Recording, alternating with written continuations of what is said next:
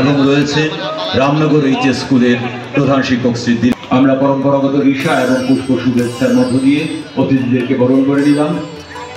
আমরা আমাদের বর্মা মহোদয়কে আমরা পরম্পরাগত ঋষা এবং পুষ্প শুভেচ্ছার মধ্য দিয়ে বরণ করে নিচ্ছি।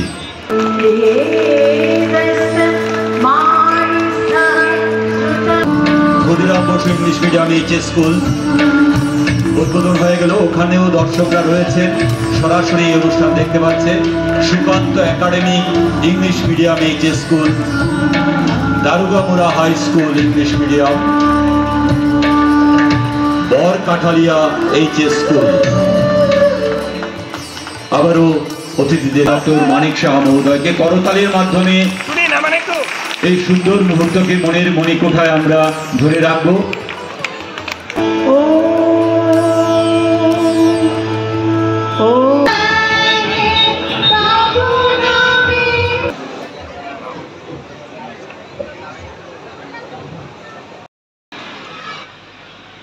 যে বর্দোয়ালি বিধানসভার আমারই কেন্দ্রের যে রামনগর উচ্চতর মাধ্যমিক ইংলিশ মিডিয়ামে যে নতুন আমরা ভবন করি, এখানে আজকে ইনগরেশন করেছি।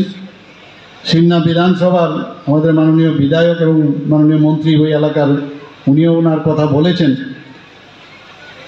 যে বড় কাটালিয়া এবং দারুগামুড়া হাই স্কুলের যে নবনির্মিত ভবন এবং বনমালীপুর বিধানসভার যে Khudiram Basu English medium school, Majlishpur বিধানসভার এলাকার সুকান্ত একাডেমি স্কুল, এখানে মোরাললেস আমাদের সব যারা মন্ত্রীরা এবং বিধায়করা এখানে আছেন, এখানে উপস্থিত আছেন।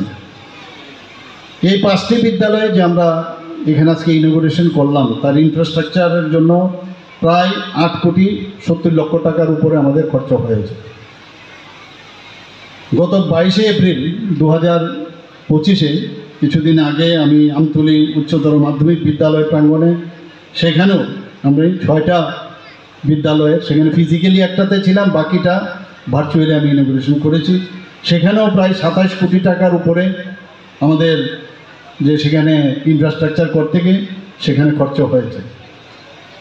আমাদের রাজ্য সরকারের যে মেইন যে আমাদের উদ্দেশ্য, মেইন অবজেক্টিভ, যে আমাদের শিক্ষা, আমাদের গুণগত শিক্ষা ওনাদের দিতে হবে। আমরা যে আজকে যে নীতি ও কর্মসূচি আমরা তৈরি করি, সেগুলো প্রকৃত অর্থে যাতে বাস্তবায়ন হয়, সেটাই হচ্ছে আমাদের মেইন উদ্দেশ্য।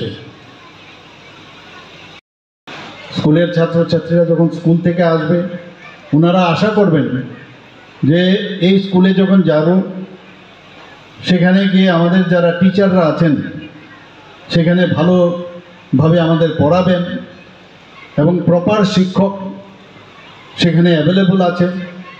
সেই রকম যদি না হয়, তাহলে এই যে ড্রপ আউটের যে সংখ্যা, সেটাও কিন্তু অনেক জায়গায় এটা বেড়ে গিয়েছিল। আমরা সেটা কিন্তু আস্তে আস্তে করে আমরা অনেক কমিয়ে নিয়েছি। কারণ এটা যদি মিউজিক না থাকে, যে আমি স্কুলে যাব, সেখানে গিয়ে আমার যা জানার এবং নতুন নতুন বিষয়ে জানবো, সেই বিষয়গুলো যদি না থাকে, তার জন্য আমরা আজকে যেরকম 5টা স্কুলে করেছি, কিছুদিন আগেও আমরা আরও বেশি কয়েকটা স্কুলে আমরা সেই ইনোগ্রেশন, আমরা ইনফ্রাস্ট্রাকচার আমরা করেছি।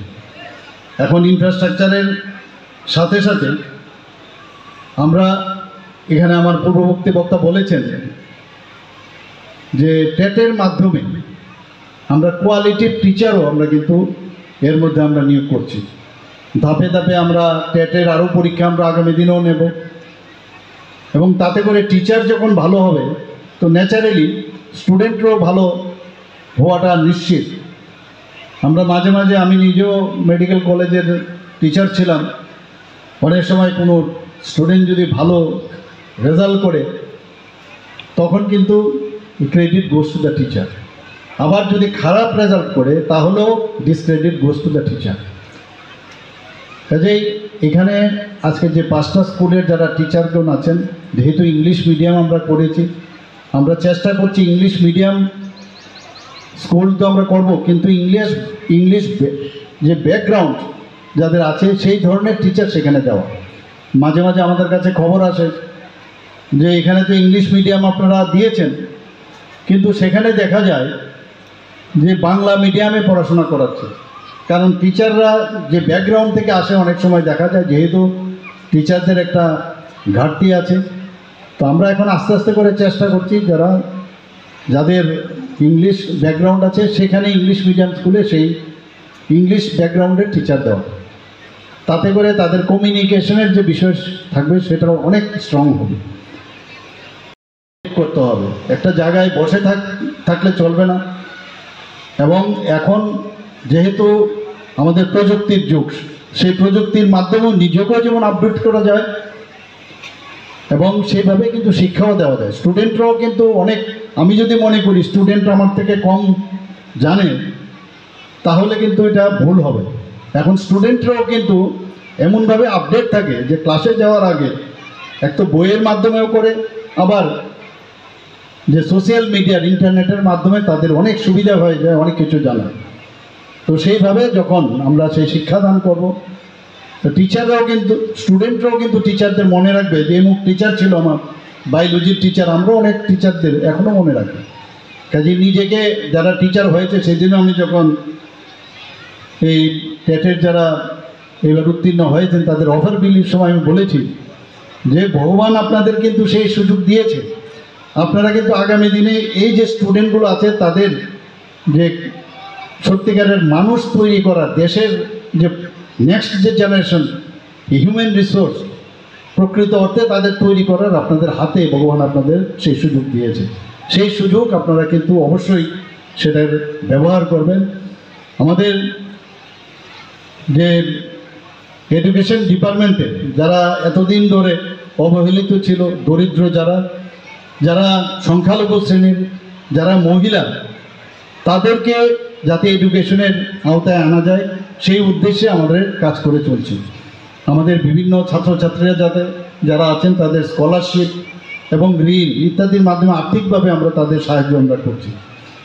সবচেয়ে বড়, মাননীয় প্রধানমন্ত্রীজি 34 বছর পর অনেক কথাবার্তা হয়েছে শিক্ষানীতি নিয়ে, কিন্তু মাননীয় প্রধানমন্ত্রীজি 34 বছর পর আমাদের ন্যাপ ন্যাশনাল এডুকেশন পলিসি 2020 সেটা কিন্তু উনি ঘোষণা করেছেন। আমরাও সেই জাতীয় শিক্ষানীতি ত্রিপুরাতে আমরা লাগু করেছি।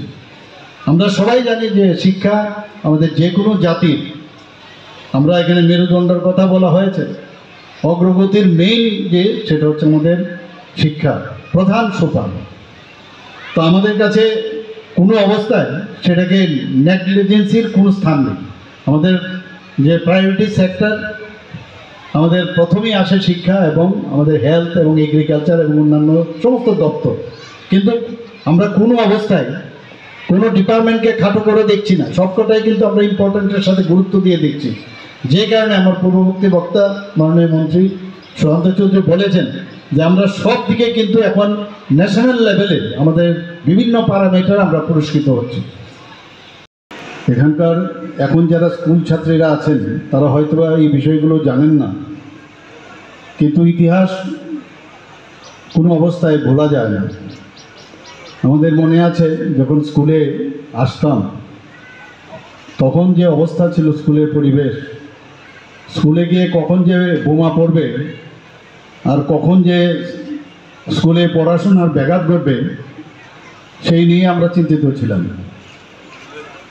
অনেক আমাদের বন্ধুবর, অনেক স্টুডেন্ট ছাত্ররা আজকে ওই সময়ের যে দুর্বিষহ যে অবস্থা ছিল তারা কিন্তু গত হয়েছে। আমাদের মনে আছে ওয়ালে লেখা থাকতো স্কুলে যখন আসতাম, কি লেখা থাকতো? Leave the schools and college and do red revolution. অদ্ভুত, যেসব নেতাদের কথা এইসব লেখা হতো এবং যাদের প্ররোচনায় কত লোকের জীবন নষ্ট হলো, তাদের ছেলে মেয়েদের বিলাতে পড়াতো, আমরা সবাই জানি। এখন কিন্তু সেই পরিবেশ নেই। অদ্ভুত এক অরাজকতা অবস্থা তখন ছিল, সেগুলো ভুলে গেলে চলবে না। এবং তাতে করে কয়েক জেনারেশন নষ্ট হয়েছে আমাদের। এখনো চেষ্টা চলছে এই রাজ্য বা এই দেশ, যেটা একটু আগে আমরা মাননীয় প্রধানমন্ত্রীজি এখানে একটা তথ্যচিত্রের মাধ্যমে উনি বলেছেন যে আগামী দিনের যে ভবিষ্যৎ ভারতবর্ষের তথা রাজ্যের, সেটা নির্ভর করছে আগামী দিনের আমাদের যারা যুবক এবং ছাত্রছাত্রীরা আছেন তাদেরকে যদি শিক্ষিত করে না তোলা যায় এবং গুণগত শিক্ষার মান তাদেরকে যদি না দেওয়া যায়, তাহলে হিউম্যান রিসোর্স, কোয়ালিটির যে হিউম্যান রিসোর্স, সেটা কোনোদিন ডেভেলপ হবে না। আগে আমাদের ট্রেডিশনাল যে শিক্ষা ব্যবস্থা ছিল আর এখন যে মডার্ন শিক্ষা ব্যবস্থা, আকাশ